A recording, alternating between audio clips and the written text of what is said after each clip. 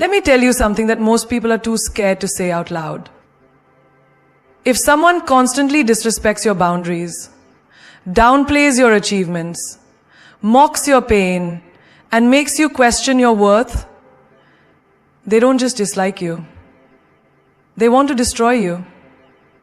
Not physically, but emotionally, spiritually, silently, because that's how they operate.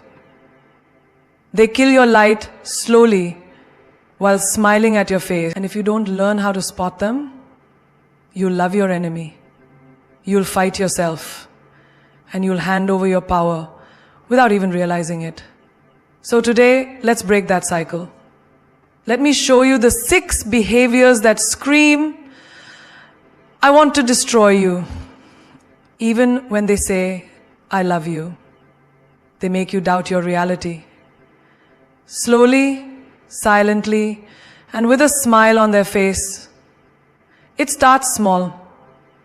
You say, didn't we agree to meet at 7? And they say, no, you never said that. You're confused. You know you said it, but they sound so certain, so confident, you begin to wonder, maybe I'm wrong. And just like that, a seed is planted. The seed of self-doubt. People who aim to destroy you emotionally don't come with weapons. They come with words, twisted words. They make you question your memory, your emotions, your instinct, until you no longer trust yourself. And the most dangerous place a person can live in is self-doubt. You could be a woman with fire in her belly, dreams in her eyes, and ambition in her soul. But if someone keeps whispering, you're being too sensitive, every time you cry, or you're imagining things, when you confront their disrespect, or you're overreacting, every time you voice your pain, what they're really doing is turning your strength into shame. They are rewriting your reality, one sentence at a time. Imagine this. You walk into your workplace and your colleague keeps taking credit for your ideas. In the meeting you mention it and they say, no, I thought of it first, but it's fine. Take the credit. In front of everyone, they play generous. But behind closed doors, they plant guilt. I did all the work, but you want the praise. Interesting. You leave that room feeling small, confused, and guilty, even though you were right. That's not kindness. That's gaslighting dressed as humility. Or let's say you're in a relationship. You express how something hurt you. Maybe he raised his voice, maybe he ignored you for days. You finally speak up, and he says, wow, you're crazy. I was just giving you space. Suddenly your pain becomes the problem. He flips the story so well, you begin to apologize for being hurt. That's not love. That's emotional manipulation at its finest. This is how they break you. Not all at once, but piece by piece. They make you feel like your intuition is flawed, like your heart lies, like your gut betrays you. And over time, you stop defending your truth. Not because they're right, but because you're exhausted. You become addicted to their version of the truth, even when it burns your reality. You may hear things like, you're so dramatic, after you explain why something made you cry. Or you always ruin the mood when you bring up your concerns. These aren't harmless statements. These are weapons disguised as jokes. And every time you swallow your truth to keep the peace, you abandon yourself a little more. There's a girl who stopped wearing what she loved because someone kept saying, you're trying too hard. She started dressing down, not because she wanted to, but because she was tired of defending her choices. There's a man who stopped sharing his dreams because someone kept telling him, be realistic, you'll never make it. These people didn't just doubt their reality, they gave it up to fit into someone else's version of it. This manipulation is never obvious. That's the point. It's subtle. It hides in sarcasm, in smiles, in soft tones that sting like knives. They start dressing down, being soft tones, start stinging like knives, and they become wrong for you. They start dressing like this. It's a nice thing that doesn't start with any hatred of movement. It starts with an enmity. It's a nice thing that doesn't start with any hatred of movement. They don't scream at you, they confuse you. They don't attack you, they rearrange you. One day you look in the mirror and the fire in your eyes is gone. Not because life broke you, but because someone made you believe your emotions were a weakness, your memories were mistakes, and your instincts were lies. And the scariest part? You didn't even notice when it started. They smile when you win, but deep down, it stings them. The moment you start rising, the mask slips. You notice it in the silence when you share good news. That subtle shift, that forced, wow, that's amazing, followed by a quick change of topic. The ones who are secretly competing with you can't bear to see you shine, because your light exposes their shadows. In a world where we are taught to cheer for others, these people treat your growth, and what's worse, they hide it behind the veil of friendship. You think they're with you, but every time you level up, you feel their energy shift. You can feel their discomfort, their envy disguised as concern. And that's where the destruction begins. Not through hatred, but through hidden competition. You say you got a new job, suddenly they downplay it. Oh, but isn't that company going through layoffs? You share your engagement. Did you really think it through? I heard those quick relationships don't last. You tell them you started a new business and instead of support you hear, that industry is too saturated. Let's see how long it lasts. That's not a friend. That's someone who's scared you're becoming what they never had the courage to be. It's in the small moments. You're on a fitness journey, and instead of cheering you on, they offer you junk food on purpose. Come on, just one bite. Stop being so extra. You're glowing, and they call it too much makeup. You're silent and peaceful, and they say, you've changed. What they really mean is, you've evolved. And they haven't. Your success becomes a mirror to their inaction, and instead of using it as fuel, they let it burn them with resentment. There's a story in every office, every family, every group of friends. The girl who works late nights chasing a dream that everyone called crazy. She finally gets promoted. And the same people who said, you'll never make it, are now rolling their eyes and saying, she got lucky. No, she didn't get lucky. She got consistent. She got bold. But they can't digest that, so they rewrite your story to fit their insecurity. Or that guy who came from nothing, grew up without the luxury, started from the ground. One day, he buys a car he always dreamed of. And suddenly his old friends stop calling. They say he's arrogant now. No, he's just no longer accessible for their comfort. People want to see you do good, just never better than them. Understand this. Clapping for others takes nothing away from you. Their win isn't your loss. But people with small minds think success is limited, like there's not enough light for everyone. So they dim yours to feel tall in the dark. These are the people who'll be loud during your struggle and silent during your success. Their energy tells you everything, even when their words pretend to be kind. So don't let the applause fool you. Watch the pattern. People who celebrate you in private defend you in public, and uplift you without competition. Those are the real ones. The rest? They're just trying to keep you beneath them, so they don't have to face what's possible if they stopped making excuses. They'll clap for you when the cameras are on, but throw daggers the moment no one's watching.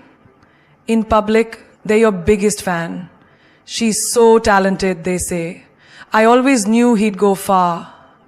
But in private, the praise turns to poison. She's too ambitious. He got lucky. That's all. This isn't just two-faced behavior. This is sabotage in disguise. Because when someone praises you publicly, but poisons you privately, what they're really doing is building your confidence just enough to control it. It's the co-worker who tells you at the company party, "You're the best on our team." But at the boardroom table, when it's time to vote for a promotion, they bring up your smallest mistake like it defines your entire character. She's good, but a little impulsive. Don't you think? They mask envy with concern. They dress jealousy in suits of politeness. You walk away wondering, why does it feel like they support me, but I still lose every time they speak? Because they're not clapping for your success, they're calculating it. You'll see this in family too. The aunt who posts your graduation photo with the caption, "So proud of our brilliant girl," but in the kitchen whispers, "Let's see how long this phase lasts." She always starts things and gives up. The cousin who tells you, "You're the star of the family," then rolls his eyes the moment you walk away. That kind of duality messes with your spirit, because you start questioning your worth. Am I really that good? Or are they just being nice? And slowly you stop trusting your own shine. There's the friend who hypes you up on Instagram. "This girl's a queen, watch her take over the world." But when you land your first client or launch your brand, they go quiet. Suddenly their support fades. No repost, no message, no mention. Worse, next time you're out together, they drop comments like, "Not everything needs to be a hustle, you know?" Or, "You're starting to sound a little full of yourself." But let's be honest, what they really mean is, your fire makes them feel powerless. They think if they poison you in private, they can keep your fire from growing too big. But here's what they don't realize. You're not fueled by their applause. You're fueled by your purpose. And your purpose doesn't need permission to shine. Their words may confuse you, delay you, shake your spirit for a while, but they'll never be enough to dim someone who knows what they're born for. There's a girl who was told by her best friend, "You're the prettiest one in our group." But when she started modeling, that same friend started pointing out every flaw. "You know your nose is kind of big on camera, right? Are you sure this is your lane?" That praise was never real. It was a leash. So long as you stayed beneath them, they cheered. But the moment you flew higher, they reached for scissors. Or that guy whose mentor always said, "You're my best student." But behind closed doors, he'd say, "Don't apply for that award yet. You're not ready." What he really meant was, "Don't pass me." Because some people don't want to mentor you, they want to manage your ceiling. And the hardest part? You trusted them. That's what cuts the deepest. Because when betrayal comes dressed as love, it wounds in places even time struggles to heal. But don't confuse their private poison as truth. Their criticism is not your identity. Their limits are not your blueprint. You are not here to shrink for someone else's comfort. You are not meant to second guess your brilliance to protect someone's ego. Some people only support you as long as you don't surpass them. But once your light becomes blinding, they'll try to shade you from all angles. They don't show you who they are, they show you who you are. And that's the most dangerous game of all. When someone mirrors you to manipulate you, they don't come as a threat, they come as a reflection. They like the same music. They speak your language. They copy your style. They adopt your values. Not because they admire them, but because that's how they get you to let your guard down. They study you like a blueprint, then shape-shift into your fantasy. And once they've won your trust, they start rewriting your reality. At first, it feels like a fairy tale. We're so alike, they say. It's like I've known you forever. You finish each other's sentences. You share the same goals, the same pain, the same dreams. But slowly things start to shift. You begin to feel confused. You're doing things you don't usually do, thinking in ways you never used to. And every time you question it, they say, but this is who we are. No, it's who you were before they turned your identity into a weapon. Think of that coworker who observes how you speak confidently in meetings, how your words carry weight. Then suddenly they start using your phrases, dressing like you, taking credit for your ideas, but twisting them just enough to make them theirs. And when you confront them, they act shocked. You're overthinking. We're just alike. But you know better. They didn't mirror you to bond, they mirrored you to blend in, so they could rise without resistance. Or that friend who claims, you and I were the same, we're both empaths, we both hate drama, we both value loyalty. But the moment you open up, the moment you hand them your truth, they turn it into a tool. They learn your soft spots just to press on them later. They mimic your healing language just to gaslight you better. When you try to step back, they say, but you're not being yourself anymore. Of course you're not. You've been busy living in their version of you. It happens in relationships too. The man who studies your Instagram stories, suddenly he's into the books you read, the values you hold, the causes you fight for. He says everything you've been waiting to hear. But it's not love. It's strategy. He doesn't want to join your world, he wants to control it. So he imitates you until you fall in love with the image.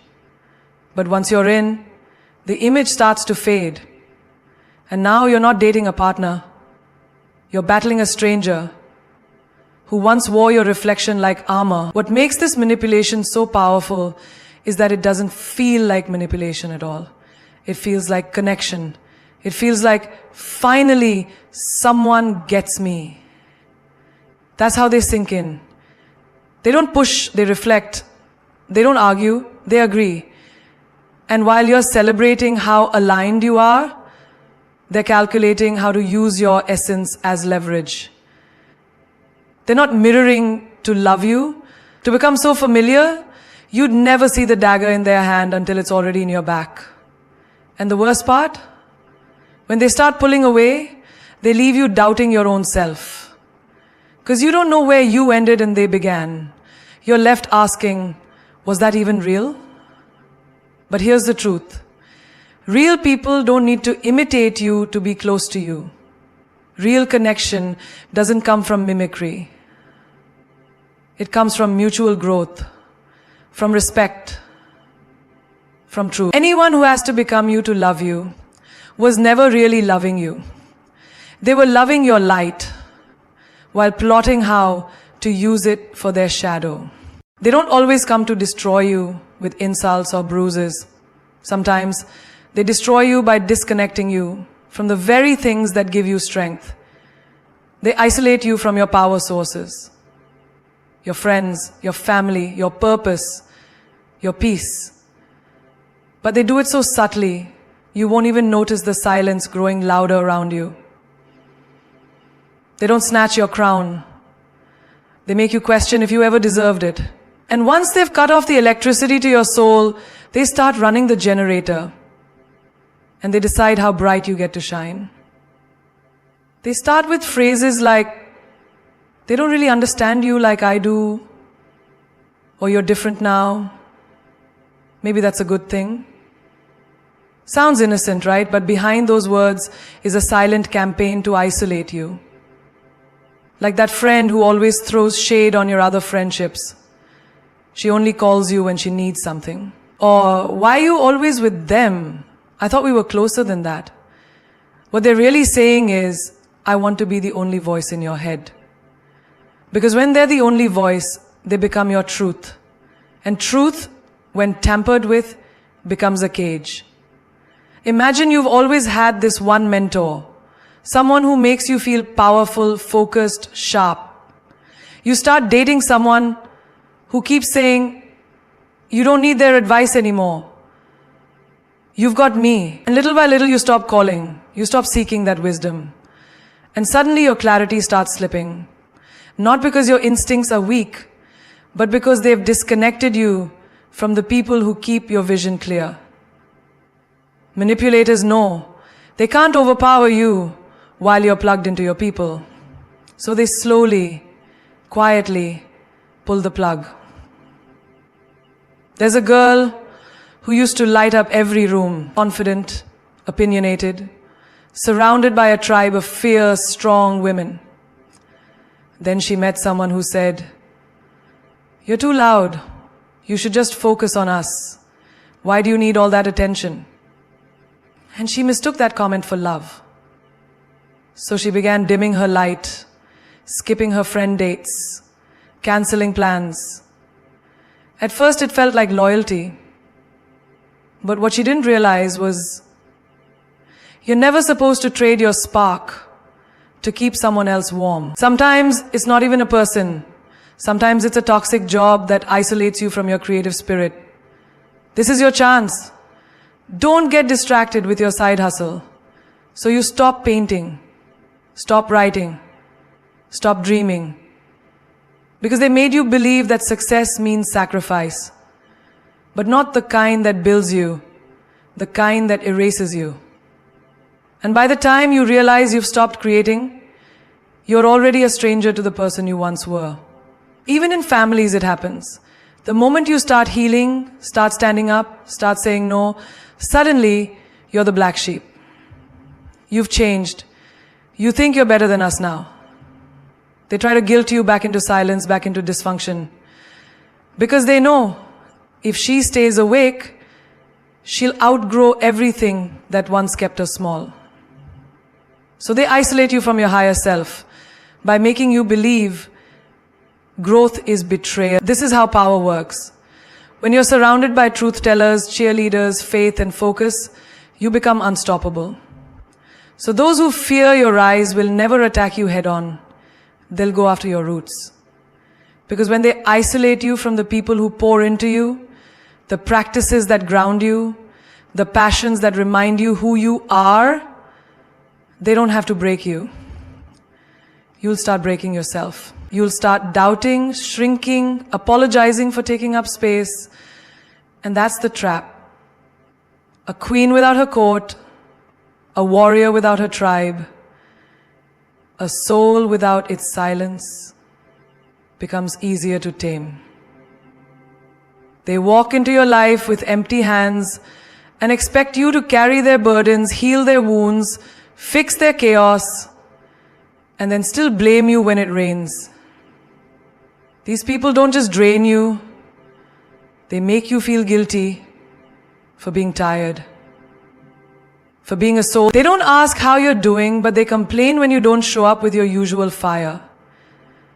They suck the life out of you and then whisper, you've changed. No, you haven't changed. You've just run out of pieces of yourself to give away. You know the type. They always have a problem, and you always have the solution. Every time they call, it's an emergency. Every time they show up, it's a crisis. But when the roles reverse, when your heart is heavy or your energy is low, they vanish. Or worse, they make it about them. I didn't know you were so negative. You used to be more fun. They drain your energy and then blame your exhaustion on your attitude. There's a woman who's always the strong one. At work, she stays late to help a colleague finish their report. At home, she's the emotional dumping ground for everyone's problem. Her phone rings. And it's never, "How are you?" It's, "Can you do this for me?" But the day she decides not to answer, the day she puts herself first, they say she's selfish. You see, some people don't love you. They love the role you play in their life. Think about that friend who only calls when they've broken up, failed, or need advice. And when you're going through your own darkness, they're suddenly too busy. You tell them you're overwhelmed, and they say you're being dramatic. You say no, and they call you distant. They don't want you healed. They want you available. And when you finally start pouring into yourself, they call you changed. But healing will always look like betrayal to those who are benefiting from your brokenness. Or consider the partner who constantly leans on you for emotional support, but never supports you emotionally. They demand your presence, your patience, your understanding. But the moment you're the one who needs it, they go cold. They say you're too emotional, or you're overreacting. They make you doubt your own feelings while taking refuge in your strength. They want your light but refuse to recharge your soul. Even in families, it can be the same pattern. You're the one holding everyone together. You mediate the fights. You carry the legacy. You show up for birthdays, events, funerals. But the minute you ask for support, they say, "You're too sensitive. Stop making everything about you." It's not that they don't see your pain. It's that acknowledging it would mean giving something back. And takers are never ready for that kind of transaction. They won't say thank you when you sacrifice. They'll say, "You're supposed to."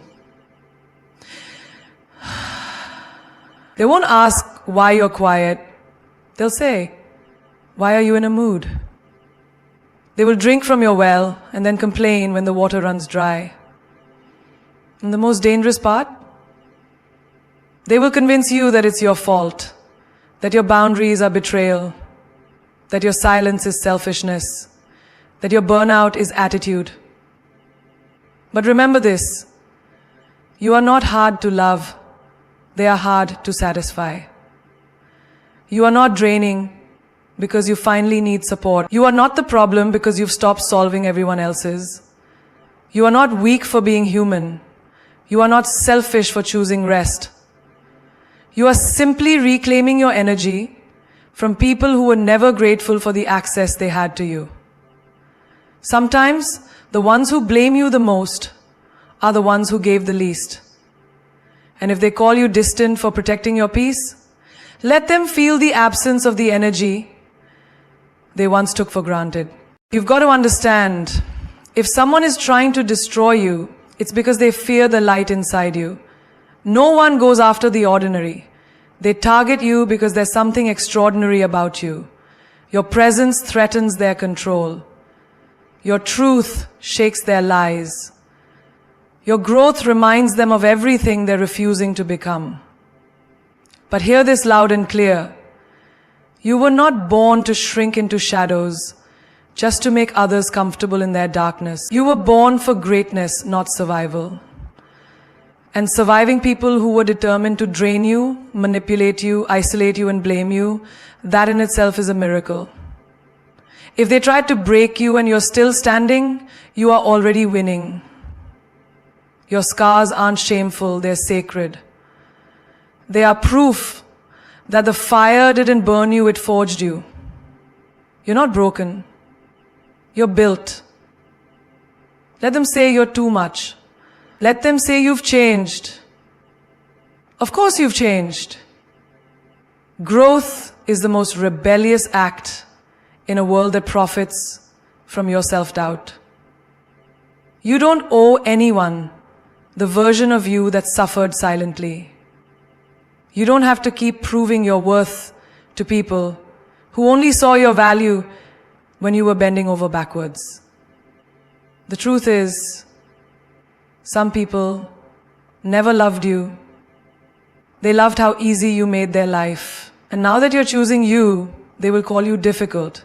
Say thank you, because difficult women build empires. Difficult women break cycles.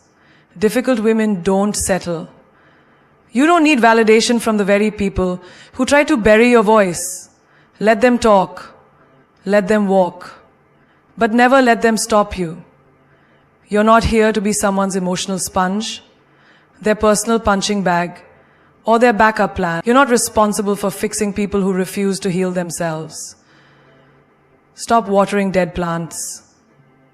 Stop begging people to see your worth. You are the table. You are the storm. You are the peace after the chaos. Start acting like it. And to anyone listening who feels tired, drained, confused, listen carefully. The moment you stop shrinking to be liked, the moment you stop apologizing for your truth, that's the moment your power returns to you. Don't explain your boundaries. Don't soften your no. Don't dilute your magic. You were not born to be manageable. You were born to be memorable. The ones who tried to break you, they didn't know your story had a plot twist. And this is it. This moment where you rise, where you stop chasing people who treat your love like a convenience store. Open 24/7, no investment, just withdrawals. Where you stop auditioning for rooms you were born to own. Where you stop waiting for closure and start building your comeback. Because real queens don't beg to be chosen. Real warriors don't wait for rescue. You don't need to be fixed. You need to be free. You don't need their permission to take up space. You don't need their approval to walk away. Walk like the universe is yours, because it is. Let them miss the old you. Let them whisper about your boundaries. Let them choke on their silence when your success becomes louder than their doubt. The most dangerous woman is the one who learned how to stand alone, how to cry in private and walk out like nothing broke her. That woman is not to be underestimated. So rise, even if your legs are shaking. Speak, even if your voice trembles. Walk away, even if your heart is heavy. You owe no one your ruin. You owe yourself your rise. And when they ask, who does she think she is? Look them dead in the eye and say, I am everything you said I'd never become. Because the glow up isn't just physical. It's spiritual. It's emotional. It's reclaiming every piece they tried to steal. And when the dust settles and the masks fall, you realize you were never hard to love. You were just loving the wrong ones too deeply. Keep rising. Keep shining. And remember, they tried to bury you, but they didn't know you were a seed.